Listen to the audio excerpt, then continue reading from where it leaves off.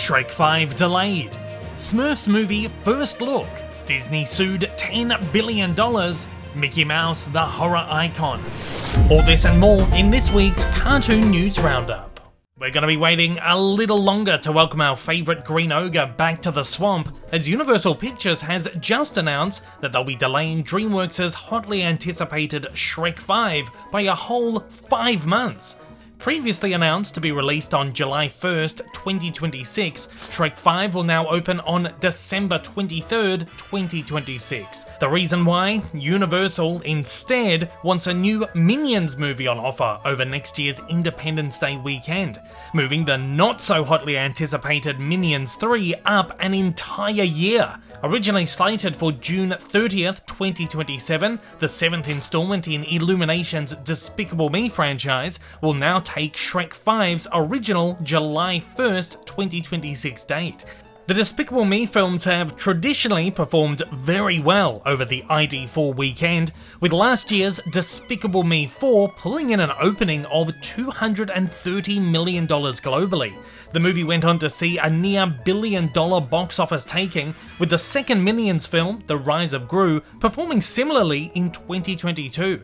Thankfully, Shrek hasn't been pushed into 2027, meaning that the film will still land in theatres to celebrate the 25th anniversary of the first movie, which DreamWorks will certainly want to capitalise on. Details on Shrek 5 are pretty slim at the moment, but Eddie Murphy and Mike Myers have both confirmed their involvement and are currently recording lines. Cameron Diaz, recently out of retirement, is also expected to return, though hasn't spoken publicly. It's also likely we'll see the return of Puss in Boots and crew, judging by the finale of Puss in Boots: The Last Wish, the film which revamped the Shrek CU back in 2022. A donkey spin-off movie is also said to be in the works. And there's a donkey. Donkey's going to have his own movie. We're going to do a donkey as well. If you've been living under a mushroom, you may not know that the Smurfs are being rebooted again, with Nickelodeon currently in production on a brand new Smurfs movie headed to theatres on July 18th this year. And now Nickelodeon has given us our very first look at our new Smurfs lineup in the craziest of places. Blink and you probably missed them.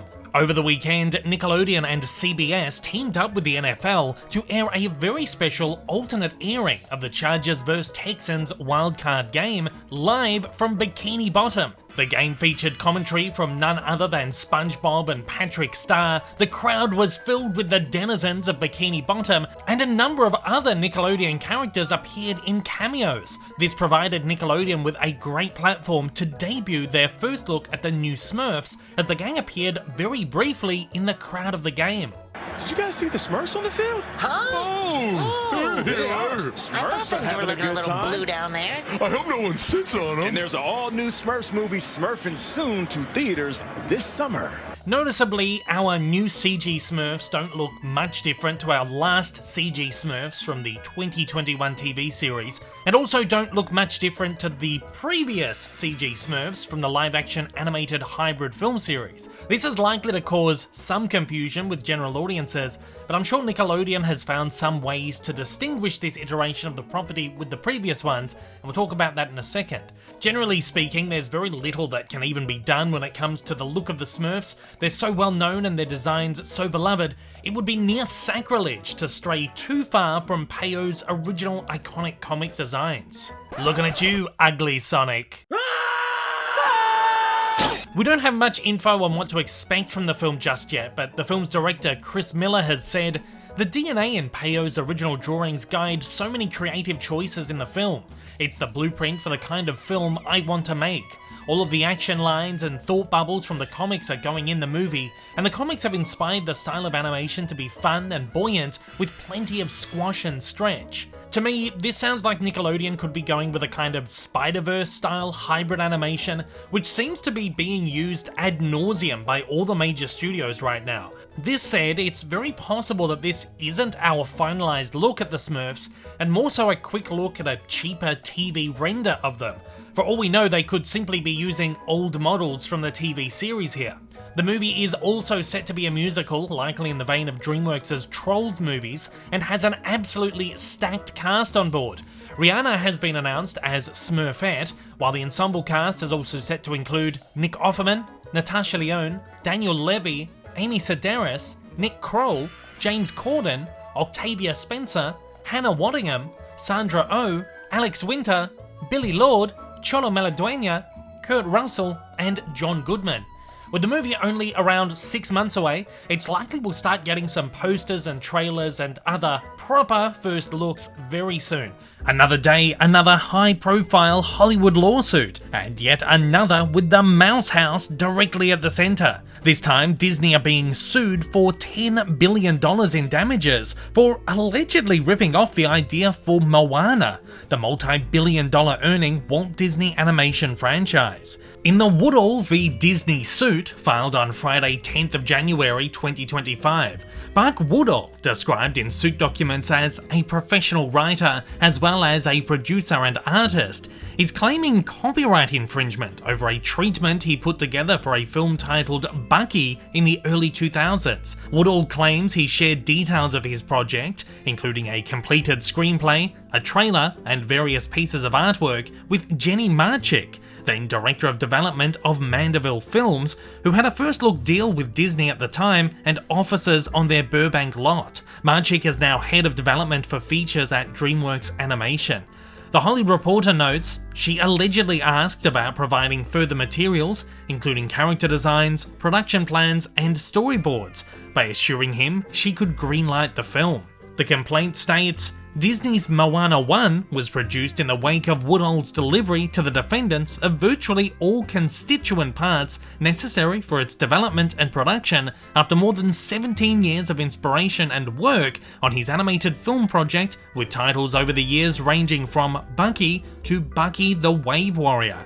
This project was inspired by Woodall's unique exposure to Polynesian culture, including living on Hanalei Bay for approximately a decade, as well as his expenditure of more than $500,000 in personally creating, writing, and developing a theatrical motion picture package associated with Bucky. Suit documents allege that Moana depicts similarities to the trade secrets and intellectual property of Woodall's presentation package materials that are extraordinarily stark and greater than most every reported example of copyright infringement in US history. Amongst the similarities between the two projects alleged in suit documents are that both Bucky and Moana tell the story about a teenager who defies parental warnings and embarks on a dangerous voyage across Polynesian waters to save the endangered land of a Polynesian island, celebrate the Polynesian people's unfettered access to the sea as a native right, involve protagonists who learn about ancient Polynesian culture during a sea voyage, contain a recurring theme of the Polynesian belief in spiritual ancestors manifested as animals which guide and guard the living, involve plots where a symbolic necklace plays a special role, involve a main character who encounters a demigod with a giant hook and tattoos, and a goddess-like creature emanating from volcanic lava, amongst many others. Furthermore, the complaint alleges that Moana 2 blatantly copies core elements of the plaintiff's works, presenting strikingly similar themes, character journeys, and imagery, such as Moana sets out in the search of an ancient and mysterious island, and Moana undertakes a mission to break a curse, which are said to echo the central quest and directly parallel narrative elements in Bucky.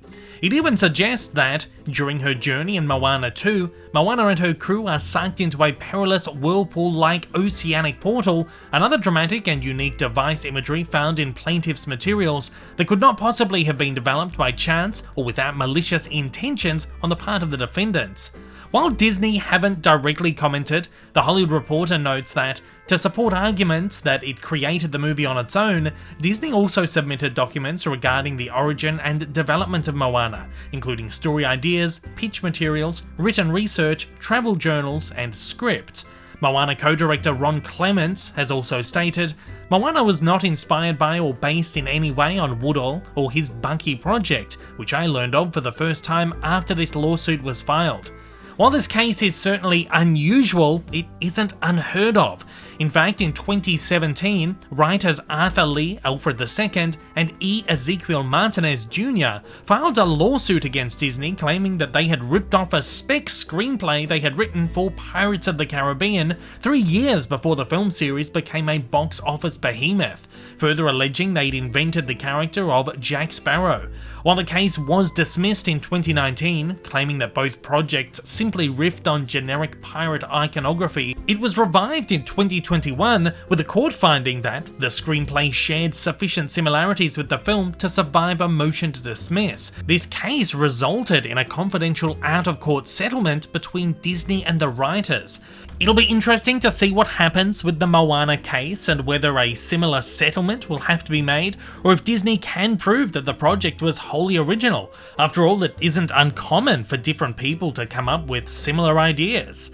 There are only so many stories in the world to tell. I guess time will tell with this one. As of last year, the original iteration of Mickey Mouse, as seen in 1928 classic animated short film Steamboat Willie, officially entered the public domain, which of course meant that an unofficial Mickey Mouse horror movie parody went into immediate production. Screamboat is set to open in theaters this April from the producers of the globally successful Terrifier movies. We of course received this concept poster a year ago when the movie was first released in January of 2024, and a short teaser trailer dropped only a few months back. However, we're only just now getting our first look at the film's central villain, an evil Mickey Mouse. Played by Terrifier's Art the Clown himself, David Howard Thornton, this horrified Mickey is described as a sadistic version of Steamboat Willie, and will, in the movie, go by the name Willie.